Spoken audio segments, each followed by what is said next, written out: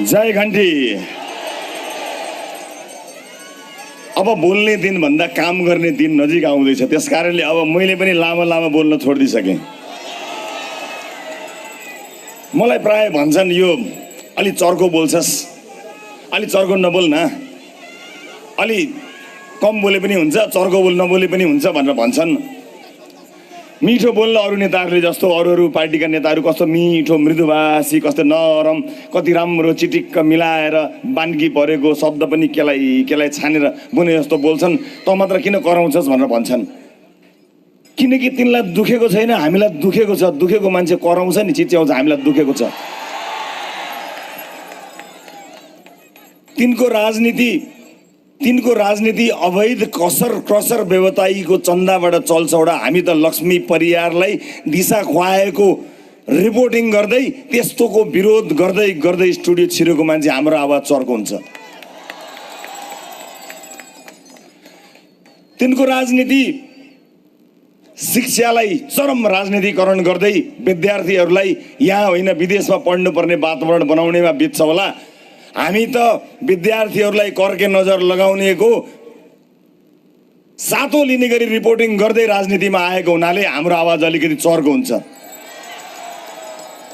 हामीलाई दुखेको छ, हामीलाई दुखेको हुनाले हाम्रो आवाज चर्को हुन्छ। उपस्थित आमा बुवा दाजुभाइ दिदीबहिनीहरू, इतिहासको एउटा सङ्गीन एउटा इतिहासको एउटा महत्त्वपूर्ण पल अब धेरै टाढा छैन, हाम्रो नजिक छ।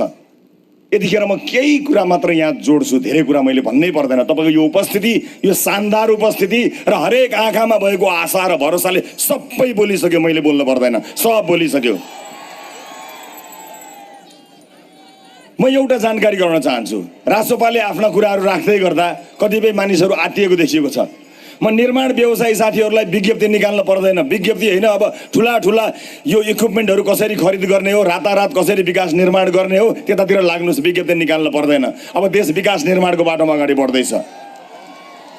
अब हामी असुरक्षित हौँ कि भन्नु, बाँध्ने भनेको कानुनले बाँध्ने भने हो, मान्छेलाई डोरीले बाँध्ने भने होइन, कानुनले बाँधेर काम गराउने भने हो, कानुनले नै बाँध्ने हो।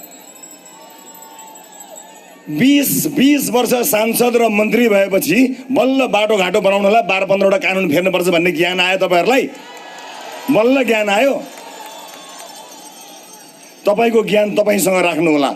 म सबै निर्माण व्यवसायी साथीहरूलाई भन्न चाहन्छु, हुन सकेसम्म 2 शिफ्ट 3 शिफ्टमा काम हुन्छ, रातारात काम हुन्छ। तपाईँसँग भएका उपकरणहरू पर्याप्त छैनन् होला, विज्ञप्ति निकाल्नु पर्दैन। के इक्विपमेन्ट ल्याउनु पर्ने हो, कसरी ल्याउनु पर्ने हो, त्यसको तयारी गर्नुहोस्। अब नेपाल विकास निर्माणको बाटोमा जान्छ, कसैले छेक्न सक्दैन।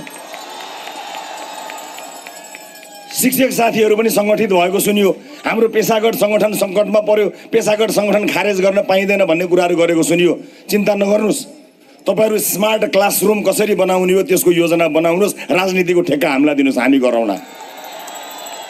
यो देशका विद्यार्थीलाई अब्बल शिक्षा कसरी दिने, हरेक क्लासरुम र हरेक विद्यार्थीको भविष्य कसरी बनाउने, तपाईको सुरक्षा रासोपाको नेताले गर्दैन, रासोपाको नीतिले गर्छ, देशको शिक्षा नीतिले गर्छ। विद्यार्थीको भविष्य तपाई बनाउनुहोस्।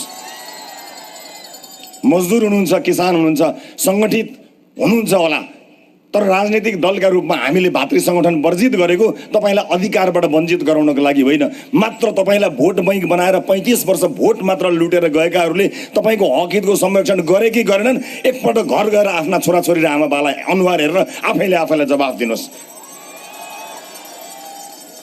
हामी मात्र यदि चाहन्छौँ कि यो देशमा विधिको शासन बनोस्। राष्ट्रपाले आफ्नो अवधारणामा भनेको छ थिति बसाल्नका लागि हो, हामी थिति बसाल्ने काम गर्नका लागि आएका हौँ। त्यसैले मजदुर, विद्यार्थी, शिक्षक कसैले पनि चिन्ता गर्न पर्दैन। कर्मचारी साथीहरूमा पनि कता कता यो के गर्ने हो, संगठन ट्रेड युनियन खारेज हुने भयो होला भनेर, यो हुँदैन भनेर विरोध गर्ने कुराहरू हामीले सुनेका छौँ।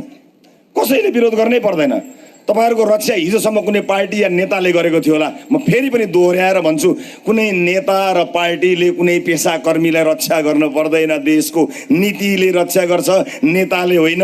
विधिको शासन स्थापित हुन्छ, हामी त्यही गर्न चाहन्छौँ।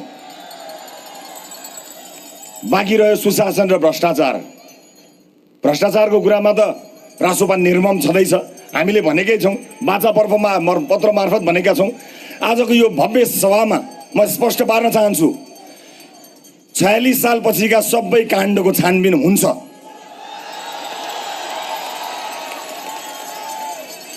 प्रतिशोध हुँदैन, हिसाब हुन्छ। प्रतिशोध हुँदैन, हिसाब हुन्छ।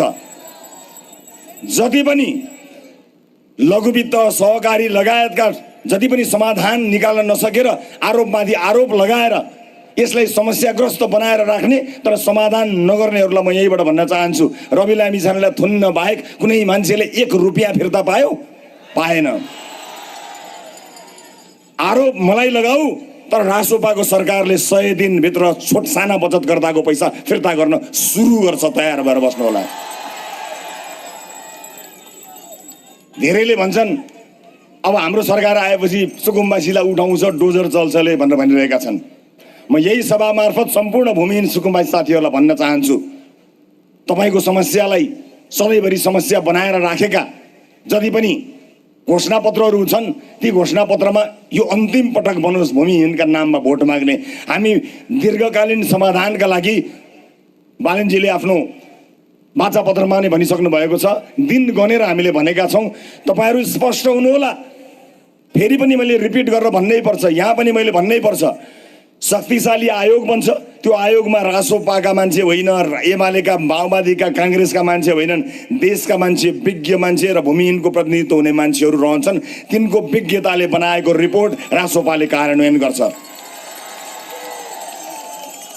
जहाँसम्म डोजरको कुरा छ, डोजर त सबभन्दा पहिला भ्रष्टाचारीको महलमा चल्छ, गरिबको झोपडीमा होइन। गरिबको झोपडीमा होइन। त्यसैले सबैजनालाई म एकदमै स्पष्टसँग तयार हुन लागि अनुरोध गर्न चाहन्छु। यसपटक देशले अत्यन्तै आँट गरेर, साहस गरेर, हिम्मत गरेर एउटा इतिहास लेख्न लागेको छ।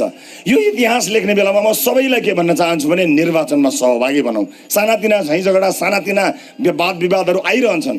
यसपटक जनता जागेको बखत हो। धेरै अगाडि युवाहरूले राजनीतिमा हस्तक्षेप गरेका थिए, तर एक युग पर्खेर हामीले यो वातावरण सिर्जना गरेका छौँ। त्यसैले जुनसुकै दलमा भएका तपाईँहरू हुनुहुन्छ, म अघिल्लो मञ्चमा भनेको कुरा भनेर बिदा हुन्छु। हुनसक्ला तपाईँको घरमा वर्षौँदेखि एउटा पार्टीको झन्डा थियो, मनमै त्यो पार्टी थियो, सदस्यता पनि थियो होला। म यति चाहिँ ग्यारेन्टी गर्छु यो मञ्चमा उभिएर तपाईँलाई कि यो 21 गते इतिहासको पन्नामा सुनौलो अक्षरमा लेखिनेछ। इतिहासको यो पाना पल्टिँदाखेरि तपाईँले गर्वका साथ भन्न सक्नुहुनेछ, मान्छे त म काङ्ग्रेस या एमालेको थिएँ, मेरो पार्टी अर्कै थियो, मेरो झन्डा अर्कै थियो, मेरो नेता अर्कै थियो, मेरो नारा अर्कै थियो, तर मैले घन्टीमा छोट हालेर यो देशमा परिवर्तन ल्याएको हुँ। मेरो योगदान छ।